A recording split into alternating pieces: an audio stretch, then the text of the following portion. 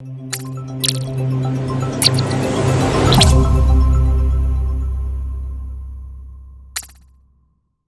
everyone. So, in this video, what I am going to be going through is a thing called the geometric. Let me write that. The geometric sequence. Now, you might have remembered that I have previously covered arithmetic sequences, and that is when we have terms, individual terms, and between each one there is a common difference.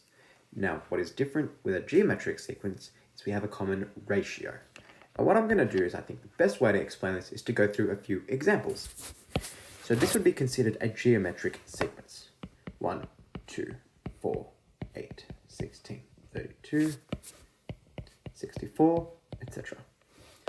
As we can see, each term is being doubled. So we're going from 1 to 2, 2 to 4, 4 to 8. So as we can see, when we're going between values, I'm going to use pebble, we are being doubled. So in that case, the common ratio is 2, because each one is being doubled. So there you go. That is all we need to know so far. A couple other examples we can have. We can have 2, 6, 18, 54, etc. And in this case, the common ratio is 3, because that is being multiplied by 3. So 2 times 3 will be 6. 6 times 3 is 18. 18 times 3 is 54. So in this case, the common ratio is 3. And the first term for this one is 1. The first term for this one is 2. And we can also have something like 100, 50, 25, 12.5, so on. And in this case, each one is halving. So in that case, the common ratio would be a half. Put simply, the ratio can be any real number. It can even be negative numbers. So this would be considered also a geometric series. 3 minus 6, 12 minus 24, 48, etc. In this case, each one is being multiplied by minus 2. And as we can see, if we have a negative common ratio, it'll alternate between being negative and positive, and so on and so forth. And that is because if we multiply 3 by minus 2, of course that'll give a negative number. But then, since this is a negative number, multiplying that by a negative number, by minus 2, that will of course give a positive number, because now it's two negatives multiplying. But then for this positive number, multiplying it by a negative number, multiplying it by a negative number, by negative 2 will give a negative number again. Multiplying that again by a negative number will give a positive number. So as we can see, if there's a negative common ratio, it will be alternating between positive and negative. So let's go through a few practice questions. Let's say we had this geometric sequence over here. And I wanted you to find the, okay, no, I'm just going to make one up. These are way too easy. Okay. Let's say I said I wanted to find the common ratio for, so this is question 1. And I'm going to say it'll be 2, 8, 32, 8, 128. If we think about it, the way to find the common ratio the best way to do it is just to divide one term by the term before it. And that can be any order. I could do this term divided by this term. I could do this term divided by this term. I could do this term divided by this term. As long as it is 2 consecutive terms and it's always the later term before the previous one. So it has to be this divided by this. It cannot be this divided by this. So as long as we do any consecutive terms, divide them, that'll work. So we know the common ratio will be 8 over 2, also the same thing as 32 over 8, which is the same thing as 128 over 32, and that will equal 4 if you calculate any of these. So from this, we can conclude that if we're using the same notation of like u1 being the first term, u2 being the second term, u3, u4, etc., we know that the common ratio is going to be u of n plus 1 over u of n. And that sort of follows logically from what I was saying. It is the n plus 1 term divided by the nth term. That'll give the common ratio in any geometric sequence. So remember, all of these things I am going through right now are unique just to geometric sequences. Now the next thing I'm going to go through is that there is a thing called the general term. Now if you may remember, I've done the general term of arithmetic sequences. There is a general term for geometric sequences. And the general term for geometric sequences is u of n is equal to u₁r̤ to the n minus 1. And the logic behind that is the nth term will be the first term times the common ratio, but the amount of times it'll be multiplied by is n minus 1 times. And if we think about it, that makes sense. So let's say this is the first term. The second term will be after you multiply it by the common ratio once. The third term will be after you multiply it by the common ratio twice. The fourth term will be after multiplying it 3 times. So it kind of makes sense that the formula for the general term is the first term times the common ratio to the power of n minus 1. So let me say this was part A, to find the common ratio.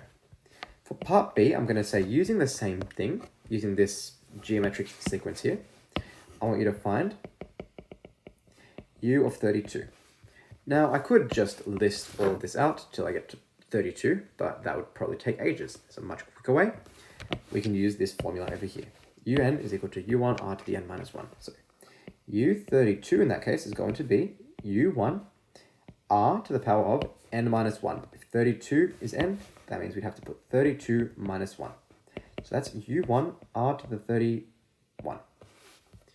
Now what we can do is we just need to sub in u1 and r.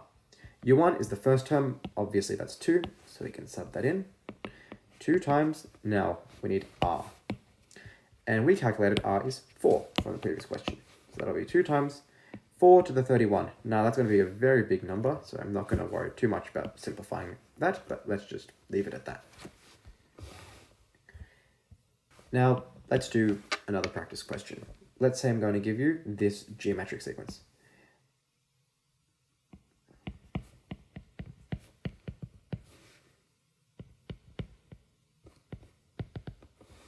And I said I wanted you to find u of 60. We can use the same general term thing. So un is equal to u1 r to the n minus 1. So let's write that down. un is equal to u1 r to the n minus 1. So that means u60 is going to be u1 r to the 60 minus 1, which is u1 r to the 59. Now to find u1, usually really easy. You just find what the first term is. First term is minus 50, sub that in. Minus 50, r to the 59.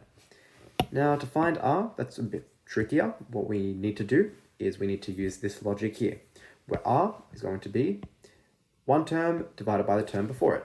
So to find r, I could divide this term by this term, or this term by this term, whichever one. I'm going to do the second divided by the first, because it's probably the easiest. So we know, I'm going to put a side thing over here, r is going to equal the second term divided by the first term, so minus 10 divided by minus 50. And that's going to simplify to 1 over 5. So therefore, if we sub that in, u60 is going to equal minus 50 times 1 over 5 to the 59, because r is a fifth, so therefore we sub that in over here. And there we go. Once again, that'll be quite a complicated number, so I'm not going to get too bogged down in simplifying that anymore. Now let's do something a little bit different. What I'm going to say this time is that the third term, u3, is equal to 63, and the fifth term, u5, is 567. And I want you to find the general term, un. So straight away we know un is equal to u1r̤ to the n minus 1. But in this case, what they want us to find is they want us to find what u1 and r is so that we can get a proper un thing with everything filled out. So to do that, we can say u3 is 63. So let's rewrite that. u3 is 63. But we know u3, using the form of u1r̤ to the n minus 1, will be the same thing as u1r̤ to the 3 minus 1. So u3 is u1r to the 3 minus 1 because we know un is u1r to the n minus 1. So if we can equate these two things, because they're both u3, we can say 63 is u1r to the 3 minus 1. So 63 is equal to u1r squared.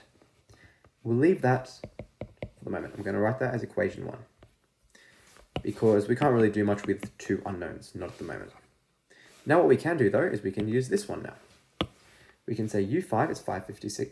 u5 is 567. 567. So we also know that u5 is going to be u1r to the 5 minus 1 using this logic here. So u5 is equal to u1r to the 4, and therefore we can say this and this are equal because they're both u5. So 567 is equal to u1r to the 4. I'm going to label that as equation 2. Now to solve these two things simultaneously, what I would do is I would divide 2 by 1. So if I do that, if I say divide equation 2 by equation 1, what that means is the left-hand sides have to divide each other. So we're doing 2 divided by 1. So equation 2 divided by equation 1. So the left-hand sides would be 567 over 63. 567 over 63 is equal to, then we're going to divide this one by this one. So that's the right-hand side of equations 1 and 2. So u1r to the 4 all over u1r squared. Then what we'll notice is because I divided, these u1s will cancel each other out. And then the r to the 4 and r squared, they'll cancel out to become r squared, basically. So there, now we've gotten 567 over 63 is equal to r squared. Now, if I grab my calculator and see if 567 divided by 63 is a nice number, we see that is 9. So now we get 9 is equal to r squared. Now you might be tempted to say r is 3 therefore, but no. R is equal to plus or minus 3. Then what we do is we divide the page in half and say r is 3 here and r is minus 3 here. And we just sub in for either equation 1 or 2. So we know 63 is equal to u1r to the r squared from equation 1. We know r is 3 for the left-hand side. So then we can say 63 is equal to u1 3 squared. So 63 is 9u1. u1 is equal to 7. In this case, over here on the right-hand side, we can use equation 1 once again. We can go in and say 63 is u1 r squared. So 63 is equal to u1 r squared. I'm also going to circle these r's because it's kind of important. So 63 is u1, and then in this case, we're going to put in minus 3 squared. 63 is u1, and minus 3 squared is still 9. So that'll be 9u1. Then divide both sides, u1 is equal to 7. So in this case, we can have two possible geometric series. We could have un is u1r to the n minus 1, but we sub in now. So un is equal to, in this side we have u1 is 7, and then r to the n, r is 3. So 7 times 3 to the n minus 1, that's one answer. Alternatively here, un is equal to u1r to the n minus 1, but the u1's the same, 7, but the r in this case is minus 3. So here we're going to put minus 3 to the n minus 1. The next question I'll be covering will be just this. 27x3 is a geometric sequence. I just want you to find x for me. So the way we can do it is we can say, we know u1, that's 27. So u1 is equal to 27. u2 is x, we don't know that, and u3 is 3. But we know that using the form un is equal to u1r to the n minus 1, u3 is the same thing as u1r to the 3 minus 1, which is u1r squared. So therefore, we know the first term u1 is 27, so we can sub that in. u3 is equal to 27r squared. But we also know u3 is 3. So we can say 3 is equal to 27r squared. divide both sides by 27. We get 3 over 27 is equal to r squared. That should simplify to 1 over 9 is r squared. And therefore, r will equal plus or minus 1 over 3. Once again, it's plus or minus because the power is an even number. Because the power is an even number, it has to be because the power is an even number, it has to be plus or minus. If I had r cubed, no, we would only take the plus. But if I had r to the 4, we do plus minus. If it's 5, we just do plus, so on and so forth. So if it's an even power, we do plus minus. If it's not, we just do plus. So in this case, once again, we have to split the page in half. So we ultimately, in this question, needed to find x. So we needed to find u2. But we know un, so let's say in this side, r is a third, and here r is minus a third. That means for this one, for the left-hand side, un is equal to 27r, so 1 over 3 to the n minus 1. 27 is u1, r is a third. Similarly over here, un is equal to 27 minus 1 over 3 to the n minus 1. Then all I got to do is I've just got to sub in for u2. So u2 is equal to 27, 1 over 3 to the 2 minus 1. And over here, u2 is 27 minus 1 over 3 to the 2 minus 1. So here, we're going to get u2 is 27 times a third, which is equal to 9. Similarly, here we get 27 u2, sorry about that.